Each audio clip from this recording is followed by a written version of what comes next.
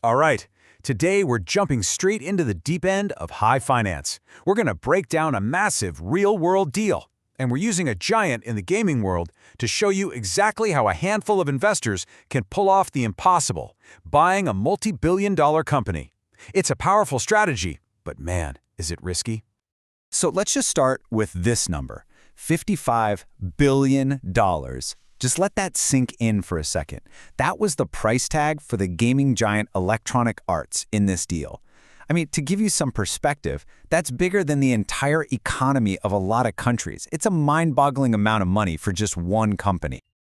Okay, so that immediately brings up the big question, right? How in the world could just a few firms, a small group, get their hands on that kind of money? How do you buy a publicly traded giant like that? It really seems impossible. But, there's a secret to it. It all comes down to one really powerful financial trick. And here it is. The secret sauce is something called a leveraged buyout, or an LBO. The most important word there, leveraged. What does that mean? Well, it means the buyers aren't just using their own cash. Oh no, they're using a ton of borrowed money, we're talking about debt, as a kind of financial lever to make the whole deal work. Now, I know leverage buyout sounds complicated, but trust me, the idea behind it is something you probably already understand. Just think about buying a house to rent out. You put down some of your own money, right? That's your down payment, the equity. Then you go to the bank for a mortgage to cover the rest. That's the debt. And what pays off that mortgage? The rent you get from your tenants. An LBO is exactly the same thing. It's just, playing with billions instead of thousands.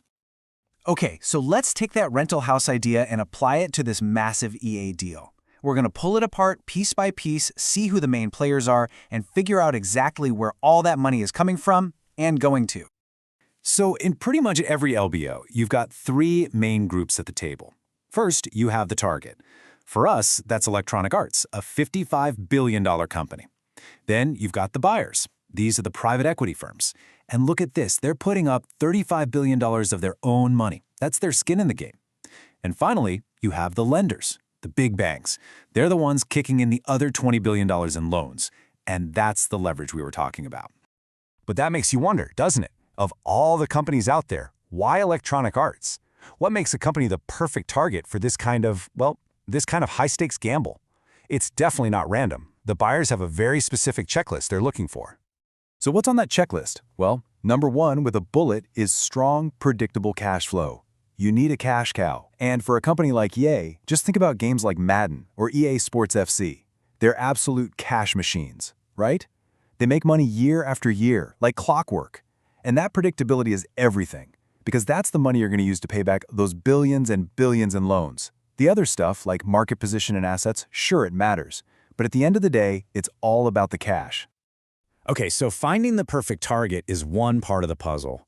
But that brings us to the really big question. Why? Why go through all this trouble and take on all this risk to take a company private? Well, it's a huge gamble, for sure. But there's a very specific reason for doing it. And here's the core of it. When a company is public, like EA was, it's basically on a treadmill. It has to report its earnings to Wall Street every 3 months. Everyone's obsessed with the daily stock price. But once you take it private, all that pressure just disappears. You're off the treadmill. Management can suddenly think long-term. They can make tough decisions without worrying about scaring shareholders. Their focus becomes laser-sharp on just one thing, making the business profitable enough to pay down all that debt. And for the buyers? This is where the magic happens. Think about it. They're using $35 billion of their own money to control a $55 billion company. So if they can make the company better, more profitable, and increase its value, their return on that initial investment gets magnified, big time.